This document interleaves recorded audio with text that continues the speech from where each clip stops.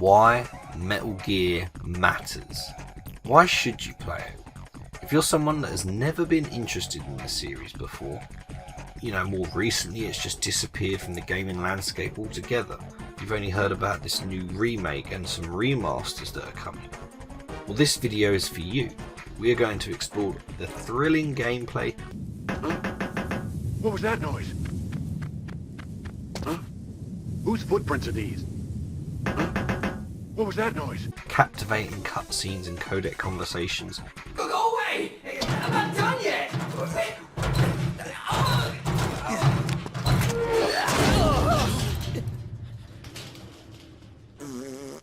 Nuanced and fascinating characters.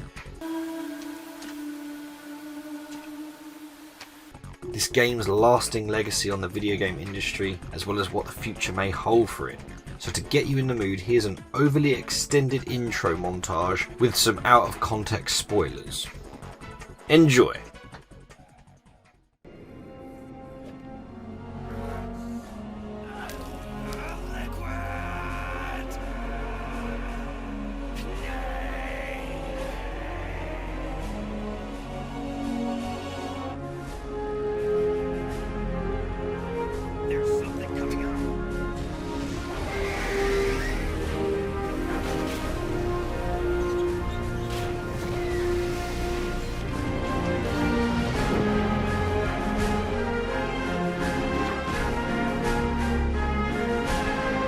Our beloved monsters, enjoy yourselves.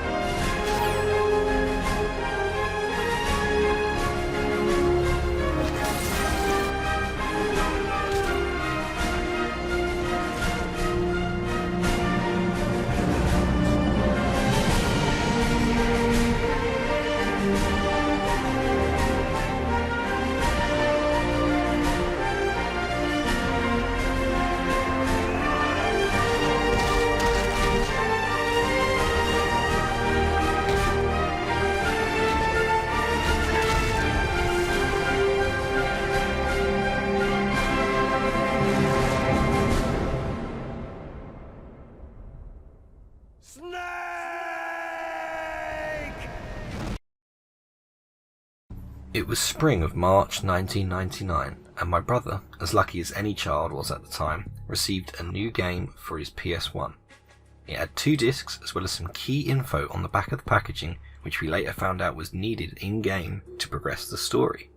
I could only watch on as my whole family got involved in playing Metal Gear Solid, not least for the meta boss battles against Psycho Mantis, in which he famously reads out what games you have saved on your memory card, as well as needing to switch the ports of the controller just to be able to land a hit on them. I can see into your mind. So, you like Azure Dreams? You like Castlevania, don't you? At this point in our lives, the N64 and the PS1 were the most advanced video game experiences we had ever played or seen. Now this is a heavy dose of wholesome memories and nostalgia from my point of view, and of course I will not be using that as a tool in which to beat you over the head with in terms of making my point about why Metal Gear Solid and the franchise at large matters. But I started the video in this way just to give you a taste of some of the bonkers features and ideas that the famed director of the series, Hideo Kojima, put into this game and the later titles in the series. Metal Gear Solid and Hideo Kojima pioneered a genre which would later go on to be a large staple in the video game industry, and more recently inspiration of the series can still be seen in many open world RPGs and other titles.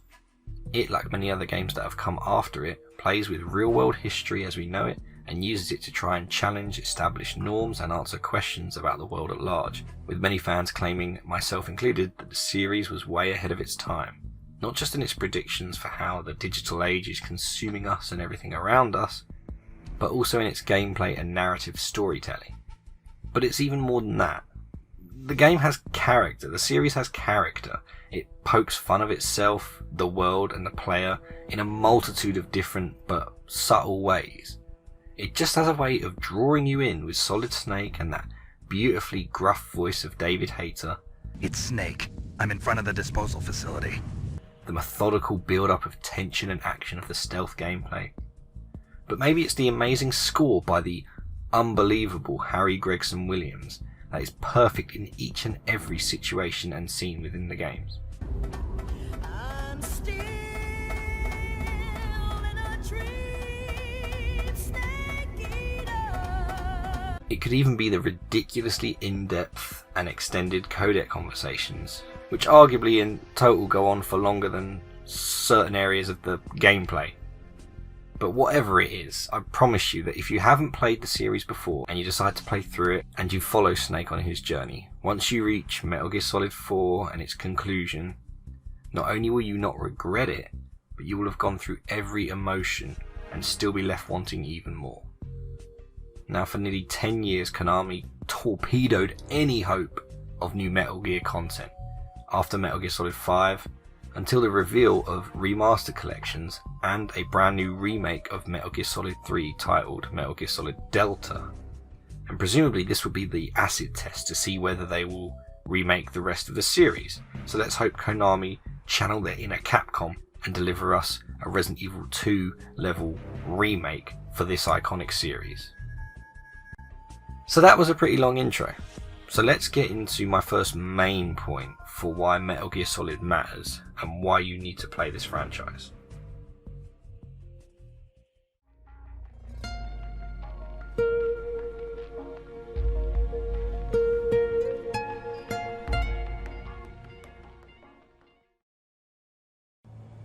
If you have grown up with some of the massive open world RPGs and with the gaming landscape as it has been for the last 10 to 15 years, you likely won't see stealth as a large genre in video games, unless of course you go indie. Now, as mentioned in a podcast episode for Video Game Vibes, where myself and Grog Games go in depth on stealth as a genre, as time has moved on from the early 2000s, stealth is much more of a mechanic and optional style of play in big RPGs, and even smaller titles, than it is the focus of the game like it used to be. However, many of the mechanics and ideas that could be considered stealth that we see today are certainly influenced and inspired by the Metal Gear Solid series. Now, if we go back to the late 90s and early 2000s, stealth games were very popular, and it wasn't just Metal Gear Solid that was showcasing a sleuthier way of playing. There was of course examples such as Thief, the Hitman series, Tenchu, and of course the direct competitor that almost felt like a rivalry between the two games and consoles at the time, Tom Clancy's Splinter Cell. There was this other guy, though. Army infiltration. He wore a bandana or something. I heard he finally retired. I'm back, baby! And then of course, later in 2007 we had the first Assassin's Creed game, which is sort of the modern day stealth game, if you like. At the time, stealth fans ate good, and Metal Gear Solid was a large part of that, with a wide variety of stealth items, mechanics and gameplay to get your teeth into. The game presented a new way to play games in an action setting that didn't always require you to blast through enemies, which at the time, for most action and adventure games, was the sort of general solution to fight. As the series moved on, new mechanics and ideas were born. Metal Gear Solid 2 introduced the use of lockers for hiding enemies and hanging off ledges, which to be fair was also in Splinter Cell. But then Metal Gear Solid 3 gave us the stealth camo index, which made the player change their outfit based on the literal colour and texture of the floor they were hiding in to remain undetected. Each installment continued to find new and creative ways to hide from the enemy.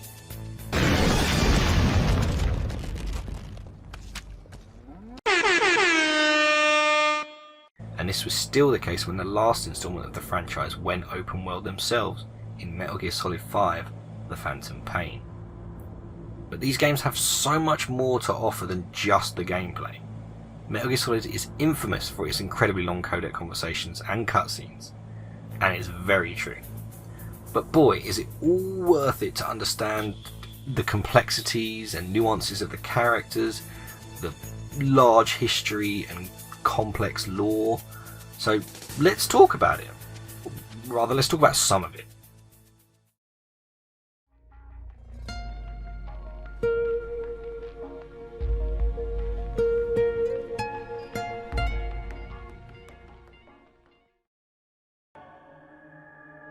Metal Gear Solid has a fascinating, if not complex and sometimes confusing narrative, with a plethora of lore to tuck into.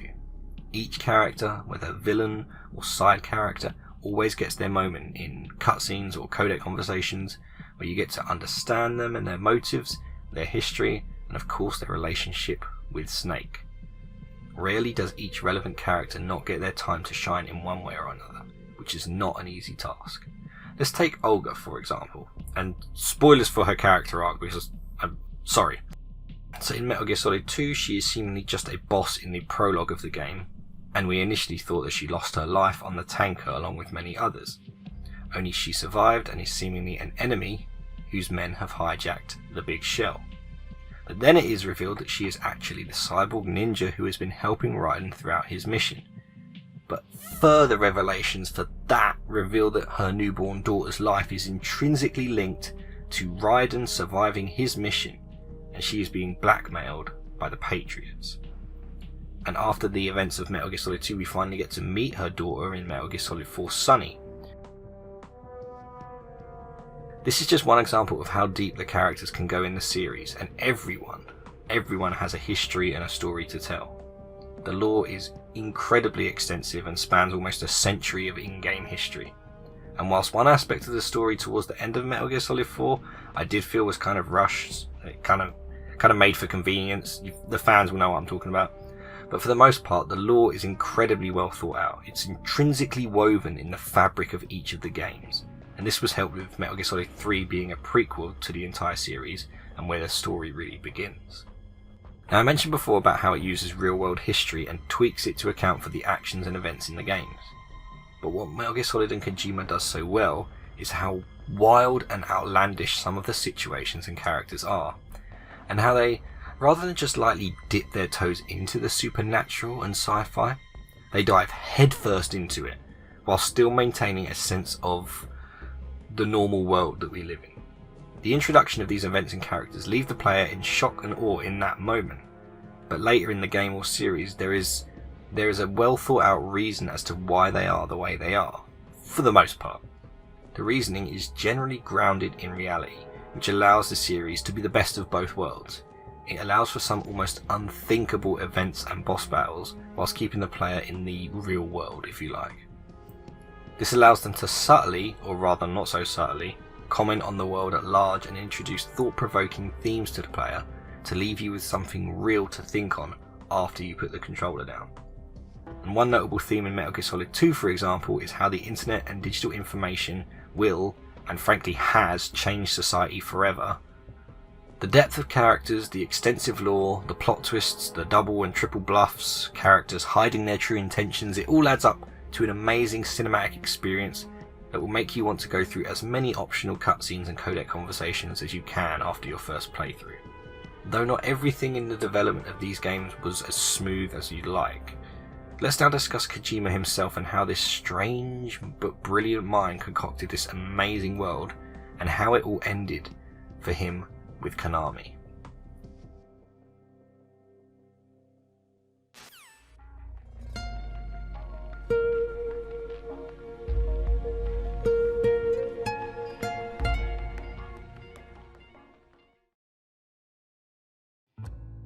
Kojima is well known for being an innovator in the video game industry.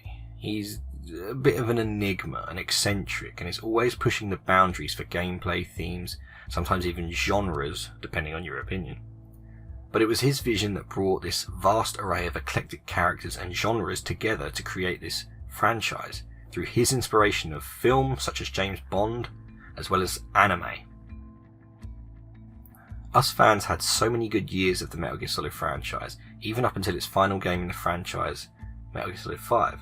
Despite some divisive views on the game not being fully completed due to the acrimonious fallout between Kojima and Konami that led to Kojima leaving, it was still critically acclaimed by outlets and fans, as well as winning multiple awards for Best Score and Music and Best Action Adventure Game.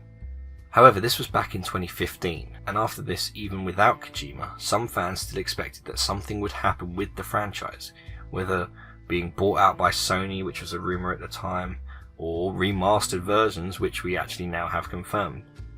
But in the late 2010s, we had nothing, until 2018 when Konami announced Metal Gear Survive, a dreadful tower defense game set in an alternate universe with zombies, I think, that used Kojima's Fox engine.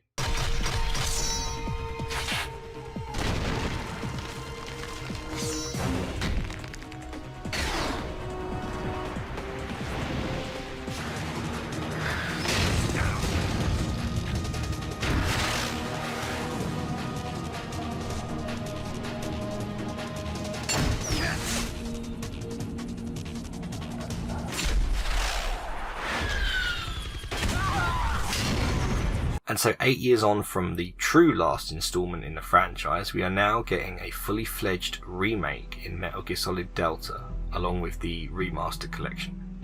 This is of course so great to see, as I hope a new generation can be introduced into what is one of the best video game franchises of all time. But also long-standing fans like myself finally get to see Metal Gear Solid again. You know, okay, it's a remake, you know, it's not a new game in the title, but no one knows what a new Metal Gear Solid game without Kojima would look like. Oh wait. This is a perfect storm, as we get to relive the games in a new way with modern graphics and gameplay. But also, if they follow Capcom and their success remaking the Resident Evil series, Konami will be able to carve out a new generation of fans for these games, hopefully leading to more remakes, as only 3 is confirmed at the time. So hopefully further titles in the series if Metal Gear Solid Delta goes well, which I'm still sort of 50-50 about personally. We all hate to see an amazing game franchise collecting dust that has brought us so many good memories in the past. We don't want it to be forgotten about for one reason or another. The fans of the series know that the company could make serious money by reviving it, because they know how good the game is, and that's, as you can tell, the point that I'm making about Metal Gear Solid. So Konami have at least taken initial steps to appeasing fans of the series. But only time will tell if Konami can live up to Capcom's standard. And yes, I'm going to keep referencing Capcom because I love the Resident Evil series as well, and they did a blinder with their remakes. They set the standard for remakes, you know, let's face it. But honestly, if Konami do half as well as Resident Evil 2, the Resident Evil 2 remake, then I think we can be happy. But whatever happens, Metal Gear Solid and Kojima have left a lasting legacy on the video game industry, as well as the players who played every last moment of the series. So whilst it absolutely matters on a large scale, it more importantly matters to every single fan who experienced it. So go and play Metal Gear Solid. You won't regret it.